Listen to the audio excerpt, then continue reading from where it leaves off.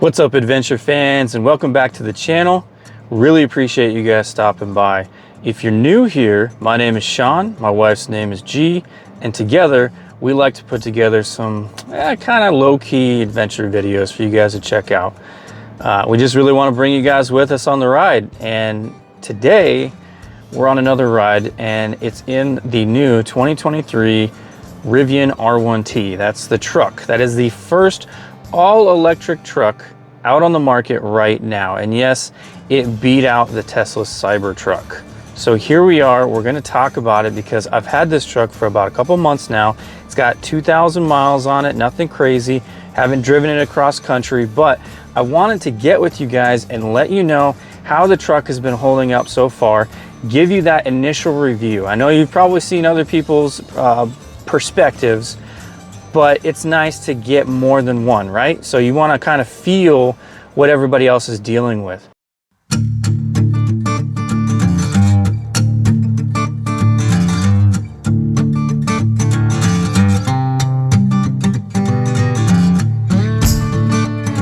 Right now, I am sitting in San Antonio, Texas.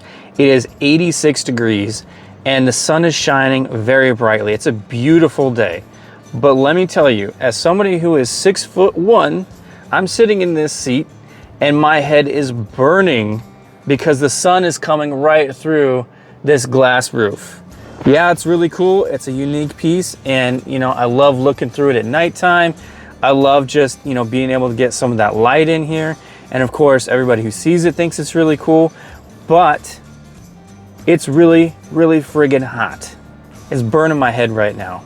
They come out with this awesome glass roof and there's no shade that comes with it. The truck doesn't have anything. There's no pullover, there's no nothing. And I think that's a huge drawback with this truck, given the price point and the fact that competitors, and when I mean competitors, I mean just other trucks in general, like Toyota, they have the double sunroof thing going on, but they also have the automatic cover that goes over so the sun isn't just coming through all the time. Now, you can purchase the aftermarket shades that go up there, just like you can with the Tesla. I did it with my Model 3. But should you have to? The truck is almost $100,000. With taxes, it's definitely over that. The great thing about this truck is also the AC. Now, I know that kind of sounds a little weird, like who puts in their review that they really like the AC system? Well, I do, because again, we're in Texas and it's hot and I sweat all the time and I hate it. But the Rivian is amazing because the AC system in here has so many different controls of what you can do with it, where you can point the air, and the front two seats are cooled. They are independently cooled. Not just fans, but they're cooled and they feel amazing in the summertime. Of course, when you're just jumping in the truck for the first time after it's been sitting in the sun for a while, it's really hot in here, so it takes a bit to kind of kick up. But there have been times when I could just put the AC on low and turn the seats on and it works great. But then of course, when it's really hot, you turn the AC up all the way and it cools the truck down so quickly. I can't even explain it. You'll have to experience it, because I'm referencing in comparison to my wife's Santa Cruz, Hyundai Santa Cruz, as well as my Tesla Model 3. Now, the Tesla Model 3 is also cool. It's got the indicators and everything on the screen where you can move the fins around, right? Put it to where you want it to go, and that's cool. But in comparison, the Model 3's AC system does not cool down nearly as quickly as this R1T. Not even close. And it doesn't stay as cold, in comparison. And so when I'm looking at this system, especially again, living in a hot area, it is incredible. And it is very, very necessary to have a system that works properly. And Rivian really did this one right. So thanks, guys. Appreciate not having to sweat going to work, coming home from work, or just going anywhere. To give you guys an idea of the AC system and how it all works and everything, and just to kind of show you how hot it is right now, even though it's only 86 degrees, My phone is actually really hot and it's burning my hand as I'm holding it because it was in the window. But again, Rivian's gonna fix that. So let's go over here. You click on the low or whatever temperature you set it to, right? But I like to keep it on low. And the nice thing is again, Tesla doesn't do this, but if you want the temperature to go all the way up or all the way down, all you have to do is hold the button and it instantly goes to the top. It doesn't cycle through every single temperature. It goes all the way really quickly and done. All right. So the awesome thing again about this AC system is that you can move all your stuff around to whatever direction you want. You can do your feet. You can do all these different sides. You know, if your passenger is too cold, they can turn theirs completely off and you don't have to worry about it at all. My wife tends to be a little bit colder than I am when I have the AC system on, so I have to, you know, accommodate to what she wants. And you also can do the top there.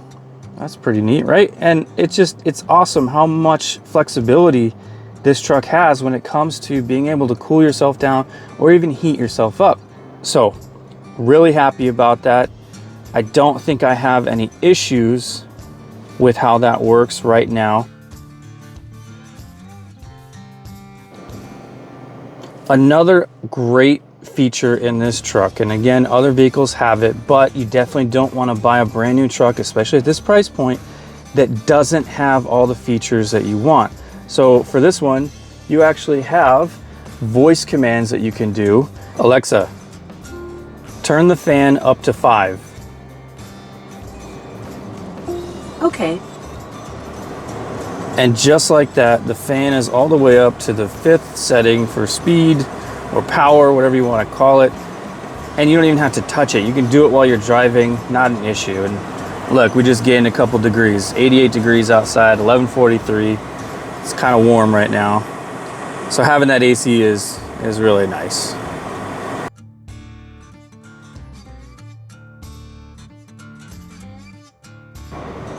Another incredible feature about this truck that a lot of people may overlook as being, you know, a useful thing until you actually have it is the drive modes. Of course, you can see in front of you, you got all-purpose, sport, conserve, snow, off-road, towing. All of those are significantly important. For me personally, I use the top 3. When you choose a drive mode, you can also choose how high you want the truck to ride. You can go standard, low, lowest, and these are the options for conserve. Now, while this is an awesome feature, and yes, you have it in each section, you can see right there, sport puts us in low, and you can see the system is actually moving. Or you can put the system in all purpose, and you can see again, we're moving back to standard. It is an incredible feature to have when you're using this truck for any kind of truck things, right? So if you want to conserve energy, if you want to be able to go over rocks or go on a back road that might be a little bit too rough, you know, you can put it back up into all purpose. Hey, I need all 4 motors, I need all-wheel drive. Let's put it in and good to go. It is awesome.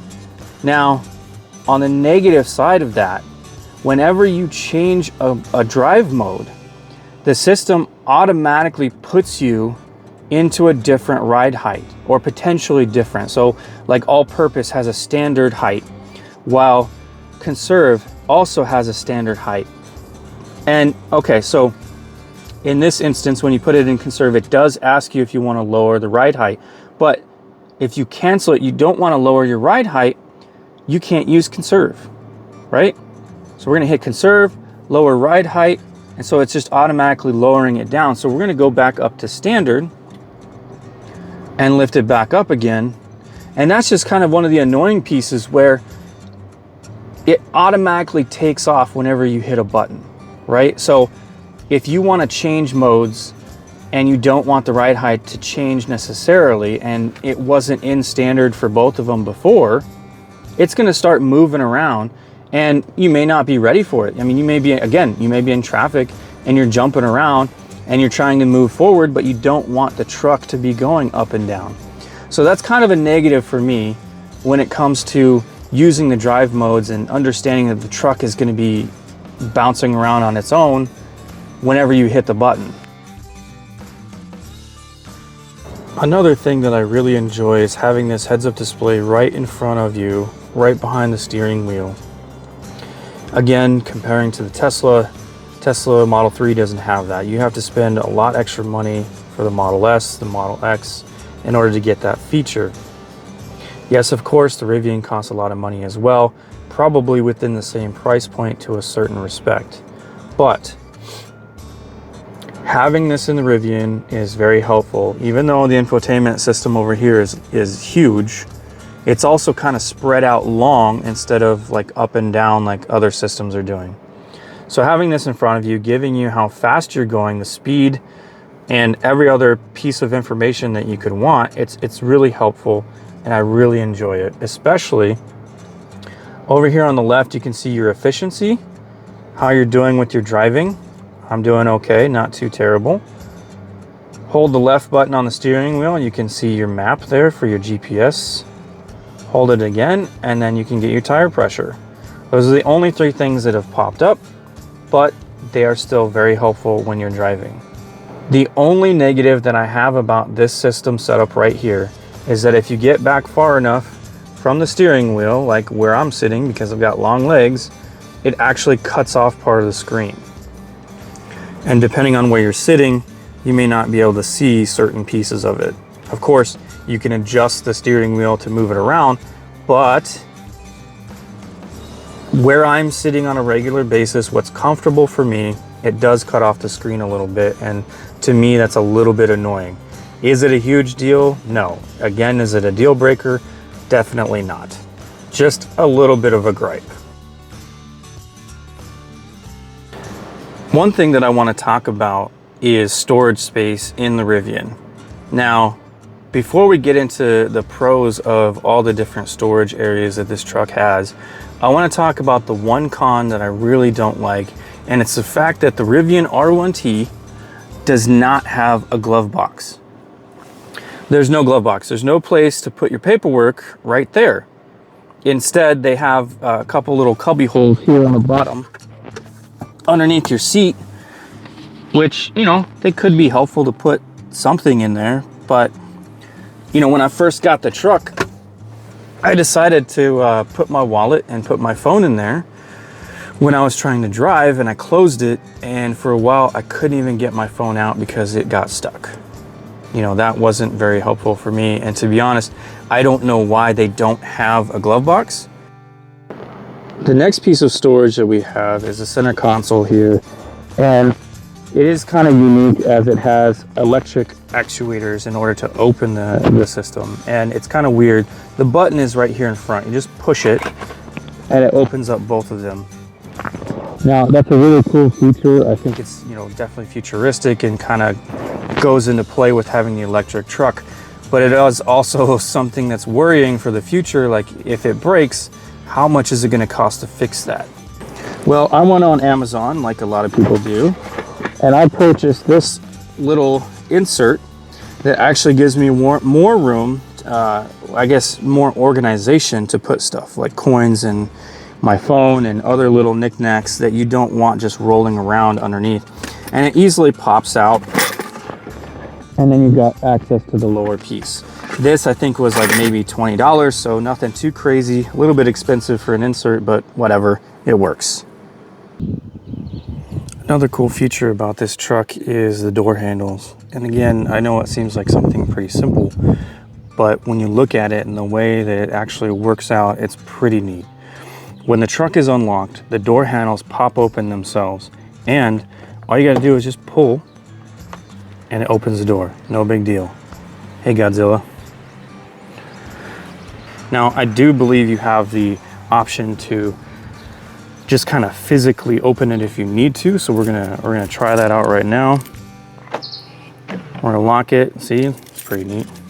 And you can just kind of push it forward. Let's try and do this with one hand. Push it forward, and then you can pull. Right? It's locked right now, so it's not gonna open, but that is a possibility.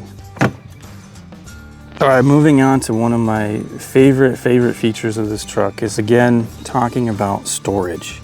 When you're coming from a small car or even other trucks, there's a certain level of storage, right? But this Rivian seems to have storage everywhere, all over this thing, and it's incredible. One of the most key features of this truck that I think everybody who's heard of Rivian already knows about is the gear tunnel. And we're just going to open this up, and the button is right here, and of course when the truck is locked it won't open. Now, talking about a con for this system that I don't like is when you push the button and it's supposed to open, it barely even kicks it open. Well, that's not very helpful, because now I got to dig my fingers in and pull it down, and oh, it locked again. All right, but other than that, it's probably something that they can fix in the future. Maybe it's just, again, another actuator having issues. I don't know, but it's kind of frustrating. It happens on both sides. Open this up. You got this awesome seat here, or you can use it as a step. I think the rating is like up to 250 pounds and below.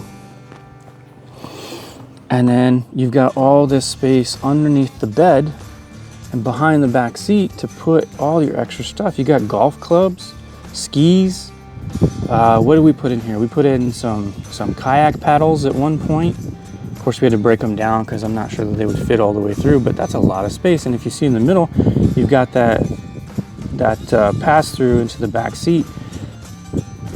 So you could potentially put a cooler back here and, you know, have your backseat passenger reach in and grab you a soda. Another thing that I really love about this truck is that it has cameras everywhere. It's got one above the bed to check out your storage here in case maybe you've got it open and you got stuff put back there, and if somebody wants to try and steal anything out of it, that camera will actually turn on and record the event. That way you can kind of pinpoint what's going on. And that's pretty, I think, unique in this situation. Yes, again, Tesla and other vehicles have cameras, but you know, they only do so much. Now, this truck has cameras literally all over the place, and I don't think that all of them are being fully utilized right now, but in an upcoming update pretty soon here, Rivian is going to be able to use the front cameras and use all the other cameras and everything for kind of like a dash cam situation. So if you get into a wreck, you can pull that footage and you can show what's going on. I think that's something that should be standard nowadays when it comes to an electric vehicle, or at least vehicles that have cameras. That way you don't have to go out and get your own dash cam and have to deal with all that. It's actually built into an already existing system. It's integrated. Everything is awesome. So now to the cons of the system. Again, the dash cam setup isn't working right now, but it will in the future. So can't really use that as a full con, just like a little bit, because from first buying it, you know, that's what you're dealing with. But the big one that I don't like about the camera system is that they put the reverse camera. You put the truck in reverse, pops up on the screen, lets you know what's going on. Usually a vehicle, especially a truck, it's gonna have that camera here in the middle of the tailgate. But instead, Rivian decided to put it all the way down here at the bottom. Now you might be asking, why does that make a difference? Well, it still works, it's great, but it kind of gives you a lot more of a limited view on what you're seeing when you're reversing. And a lot of times when you're going into a spot, you might think that you're actually going to hit a curb or you're going to go over something, especially if you're used to having a small car, because the camera is right there at the bottom, and it gives you that feeling like you're going to run something over.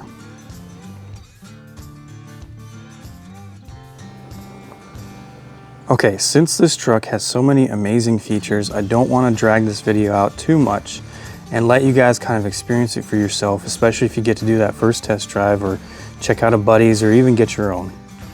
So the last thing that we're going to talk about that is an absolute game changer is the integrated and built-in air pump.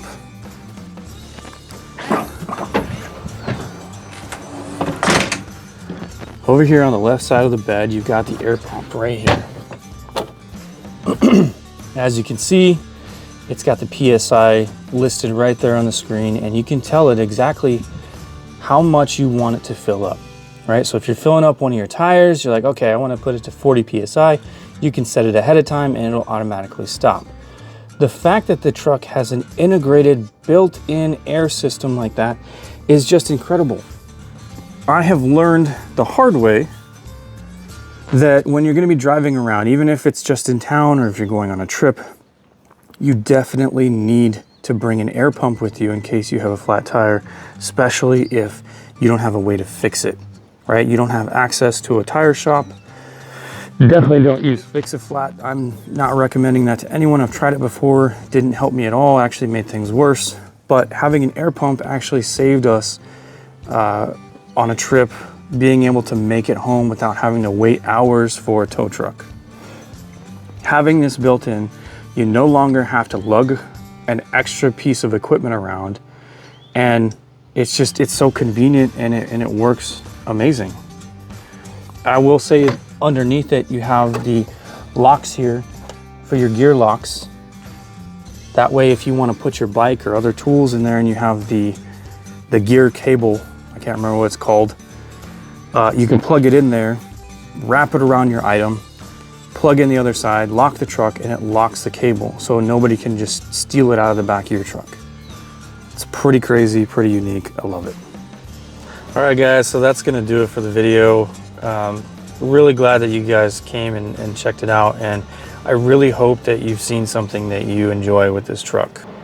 I know that it kind of sounds weird to say that a vehicle can change your life, but the truth is EVs are a whole different ballpark when it comes to, doing any kind of driving, whatever you're trying to do. And having access to the first electric truck on the market is just, it's awesome. It's mind-blowing, and there are just so many different amazing features that we really don't have time to go over. And I implore you, go out, do your research, check out one of the trucks, check out other people's, and see what you think about it, for yourself. And honestly, if you can afford one, I highly recommend getting one. I do. Hopefully the price of this truck will be lowered in the future so that, other people in different parts of the market can get into it. Now, should the truck be lowered in price just because people want it? No.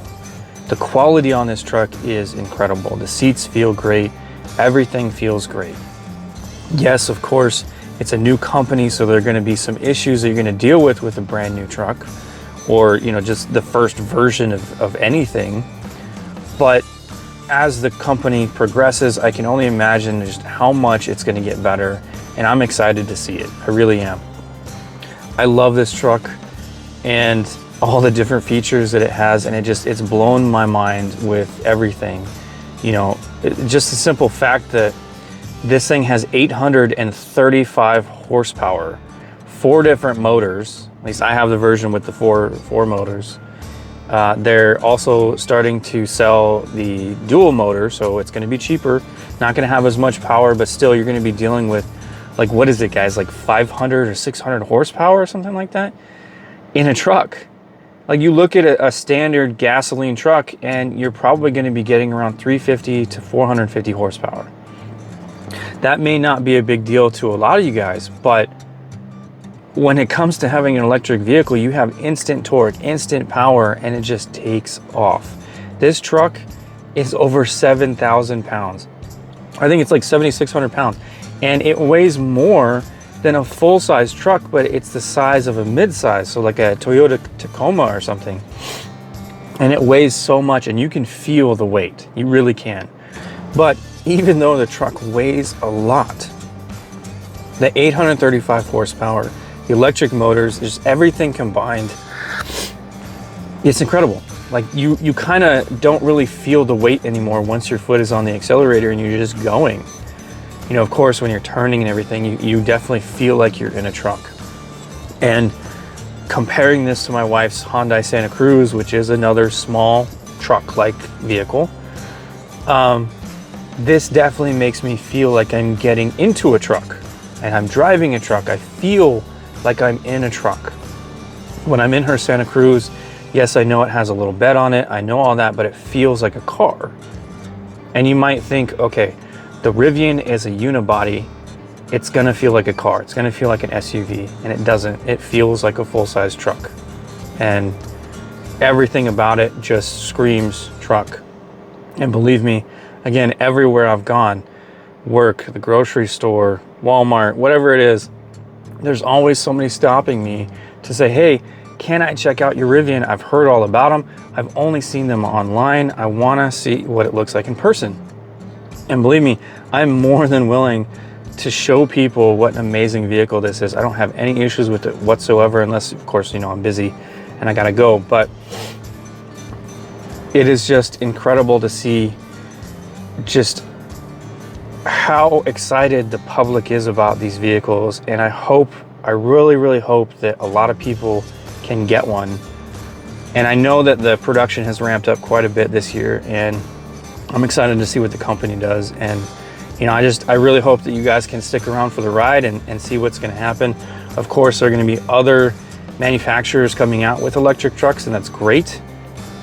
I'm not a fan of the Tesla Cybertruck, and I was super excited when I heard they were coming out with it, but when I saw it, it's not for me, guys. It really isn't. I think it looks terrible. It probably has great performance, probably has a lot of cool features, but it's just, I mean, you tell me what you think about the Cybertruck in the comments, and let me know, would you rather have a Cybertruck or would you rather have a Rivian? Me personally, I would rather have a Rivian. Not only can you get it right now, of course, but like even in the future when both are available, I would rather have a Rivian, just because to me it screams this is a truck. A futuristic truck, but a truck nonetheless. Thank you for watching the video. If you're new here and you haven't already, please like and subscribe. Something about all that computer jargon and how it works, but really it's just the fact that when you guys subscribe and join in on these videos, it gives me more ability to continue on. You know, right now at this point, my videos are not monetized because I don't have enough subscribers, I don't have enough views, all that kind of stuff, but we're building and it takes time, and that's okay. So whoever you are watching this, thank you for taking the time and appreciating the video. And I hope you guys enjoyed it. Stay tuned, there's gonna be more. It's gonna be great. Love you guys. Stay classy.